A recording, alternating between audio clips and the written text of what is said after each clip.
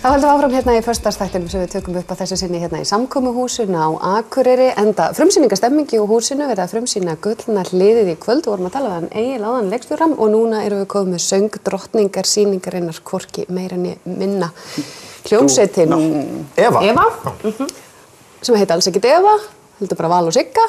Verið velkomnar dömur. Við erum búin að tala aðeins þetta áður, hérna ykkar framlag, en segið mér aðeins samt frá tónlistinni í verkinu. Einmitt. Hún svolítið góð. Já, hún mjög góð. Það bara að nefna það fyrst. Já, og hún frábær. Hún svo frábær.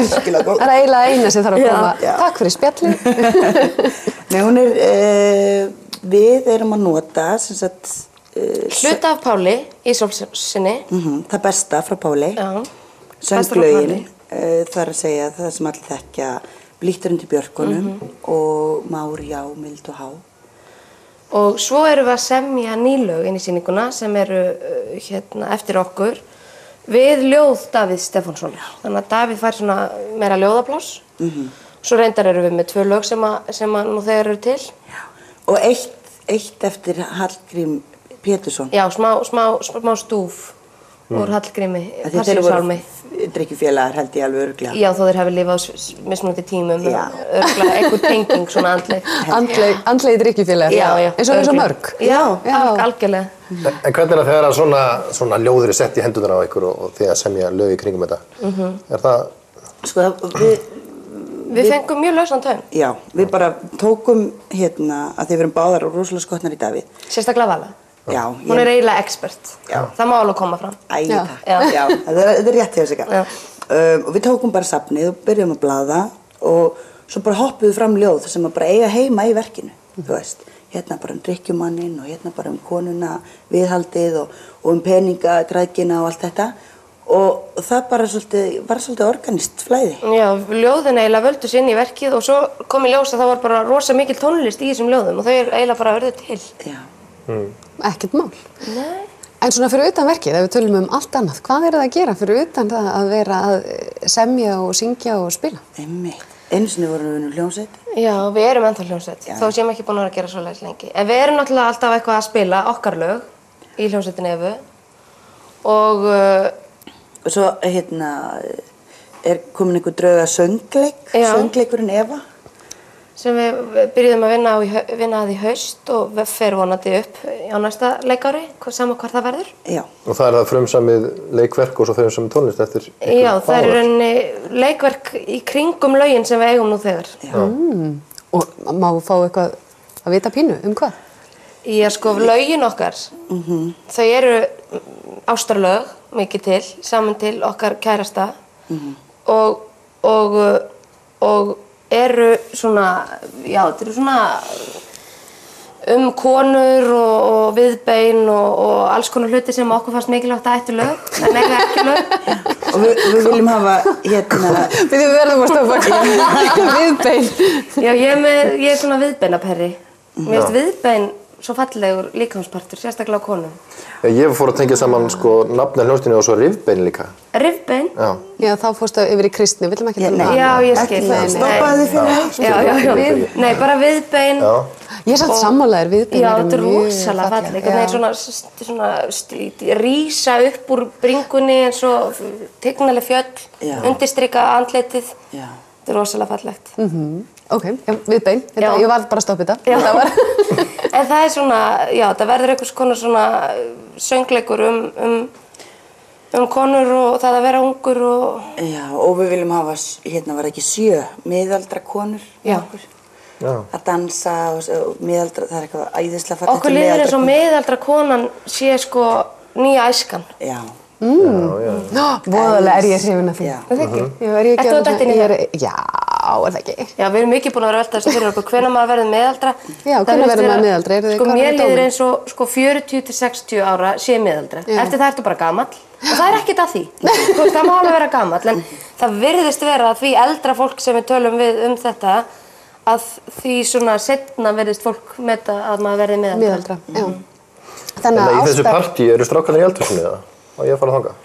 Já, nei. Ég meina, við látum fólk anda ofan í legið og tala við móðurlífið og svona. Og föðurlífið. Föðurlífið. Í þessu verki? Já. Og þetta verk verður ekkert bara exklusíft fyrir konur, sko. Nei. Ástinskið, það er ástinskið. Þú ert örugglega mikið fyrir konur. Já. Þá getur þú örugglega notið þess að horfa á hana söngleik. Já. Við erum örugglega mikið fyrir konur líka. Já. Ég er líka mikið fyrir konur, ég ætla bara að segja ykkur það. Mér finnst það æðislega. Já, enda kona sjálf. En ef við, höldum áfram með viðtalið. Er þetta draumur eða er komið langt með þetta? Sko, við erum búin að taka, hvað var það? Og tókum mánuð og vorum að vinna upp í Borgarleikhúsi að semja þetta. Þannig að mögulega ratar þetta inn á fjallir Borgarleikhúsins. Ef ekki, þá einhvers annars leikhús.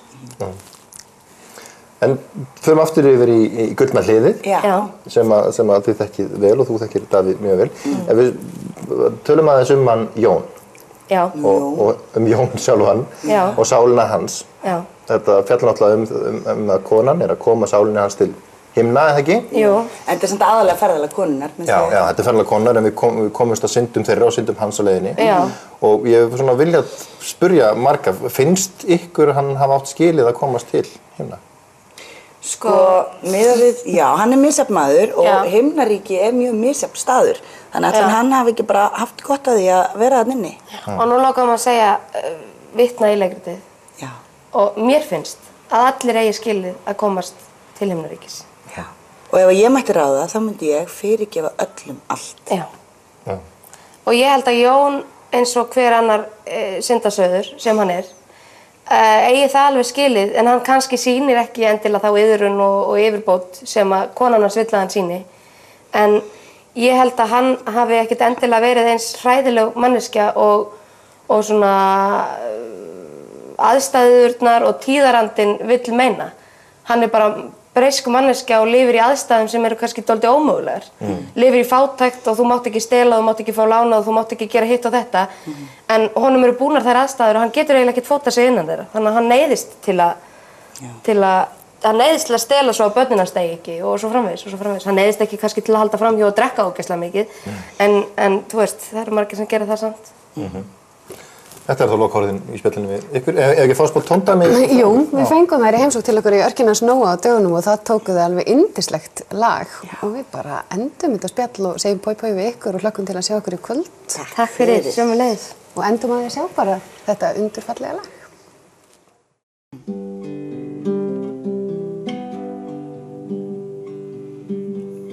Ég beið þín lengi, ég beið þín lengi, Liljan fríð, ég stillti strengi og beið þín lengi í blá skógarhlíð.